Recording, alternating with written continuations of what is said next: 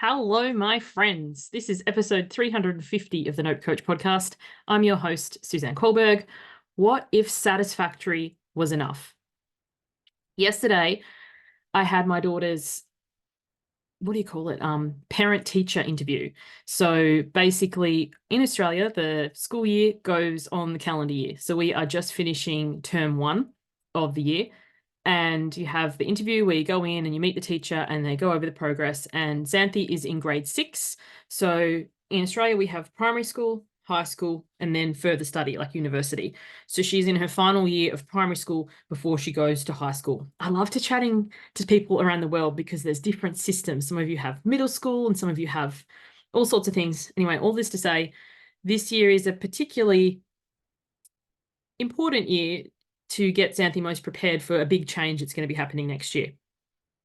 So when I sit down to the interview, the teacher had a chart where she'd given Xanthi a self-assessment, asked her to rank herself on this chart first, and then the teacher had also ranked her. And it was really interesting to look at, she had the whole stack there. I didn't look at other people's names, but you could see sometimes the child had ranked and the teacher had agreed, and sometimes they had a very different opinion of where the child was at. But what a great tool to start teaching people at a young age, self-assessment, reflection, all this sort of thing.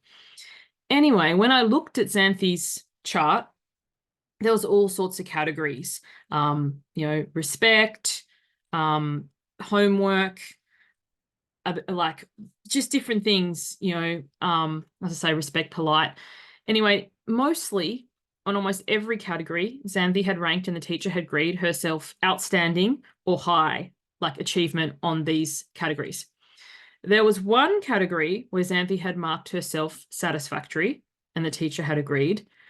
And I could see the teacher looking at me reading over this, trying to gauge my response to this. Because sometimes if you have a child, especially a gifted child or a high achieving child, you want them to be high achieving in every single category. And the category in question, no pun intended, was asking questions. And Xanthi had said, that she was satisfactory. And the teacher said to me, Xanthi doesn't often need to ask questions. She works independently. That was one of the categories, working independently. But if she needs to, she will ask a question. And also she's like trying to reach for the word. And I'm like, introverted? And she's like, yes. So sometimes she, does struggle a little bit to ask for assistance or to ask a question. And then she's like, she quickly followed this by, I don't think this is an area that needs work. She's like, I'm happy if you're happy. That satisfactory for Xanthi in this area is enough. And I just felt my shoulders soften and drop and my stomach unclench and just breathing a sigh of relief. And I was like, imagine how life would be different if we were like, hey, I'm not particularly strong in this area or this skill set, and it's enough and it's okay. I'm not particularly good at asking questions, or I'm not particularly good at this, and I don't need to be. Like, I'm not saying that you can't choose to improve an area if it feels relevant to. But as the teacher said, Xanthi's works independently, asks a question if she needs to. This is not an area that we need to work on. And I think in life, there's so many things, like there are things in my business that I'm not particularly skilled at. Making changes to my website is one of them. Now, I'm sure I could learn that skill, but I don't enjoy it. It's not my jam. It's not, fun for me. So that is something that I choose to outsource. And, I hire someone whose skill set is immaculate at that and can do what will probably take me 10 hours, no exaggeration, in 1 hour or less. But there are other things, like recently I've started creating reels that at this stage of my business, I don't yet have the budget for to also employ somebody there. Down the line, I'm loving to build to that, but at the moment, but I'm kind of having fun, like playing around with it. And I had a reel recently on Instagram, reach like over 9,000 plays. And I was like, that's something that I created. That's an area that, I probably am satisfactory at in my skill set, but I am working towards, the high or maybe even outstanding. So all of this to say, listening to this, can you think of an area in your life where perhaps your abilities are satisfactory? And can that be enough? Like, for example, in-person things. I can tolerate in-person meetings. I went to the parent teacher after all, but it's not something I can exceed or excel at, nor do I want to.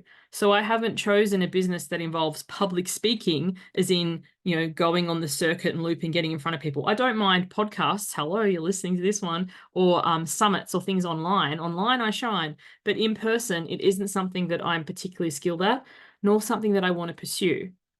But there are other things that, I am only satisfactory at, or already satisfactory at, I should say, that I desire to have more skills at.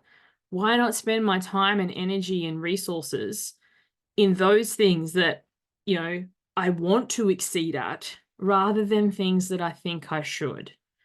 And all of this to say, when you're in business or whatever you're doing in life, there are going to be people, some who are well-meaning, some who are not, who are going to tell you how you could be doing it better. Every week I get dozens, and that is not an exaggeration, of emails from people saying that I'm not ranking, and here's where my SEO is low, and how can I have so many videos and my YouTube isn't higher? And I don't know if that ever works for anyone, but for me, if you want me to hire you, making me feel shit about myself is not the way in. But there are always going to be people who are telling you how you could do it better and how you could improve. But in some cases, what if satisfactory was enough? Like, yeah, I know that isn't the best, but I don't desire it to be. The same as, how I dress or present myself or do my hair or makeup. Like, I've wore makeup exactly twice in my life, once for my wedding and once for my graduation. Actually 3 times because of my sister's wedding as well.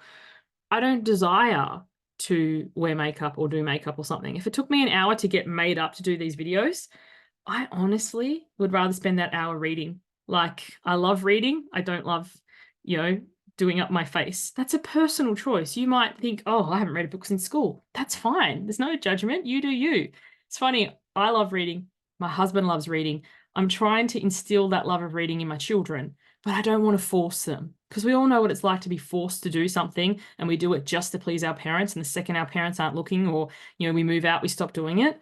So it's kind of like, how can I foster them so they love this on their own without feeling that they have to do it? Because maybe, what if satisfactory was enough? They read enough to get through their day-to-day lives, but it isn't a passion of theirs. And I can't force my passion onto them.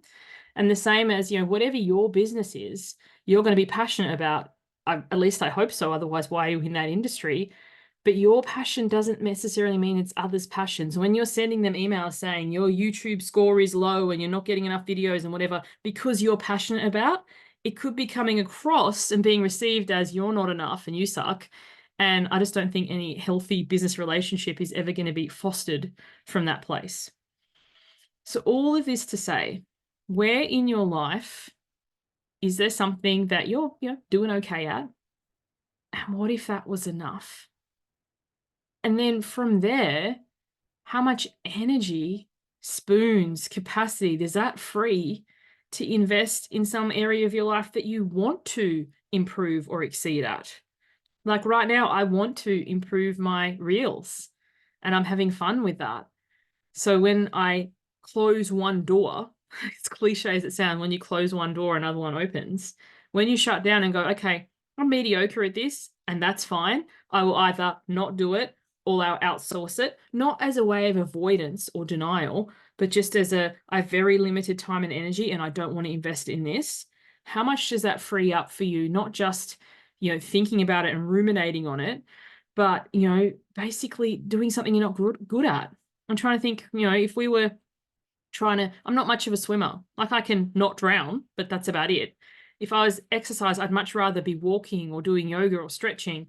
So if I'm going to invest that 20, 30, 45 minutes in movement, in exercise, I'd rather be doing something that I want to improve and excel at, rather than something I'm merely competent at to get competent plus.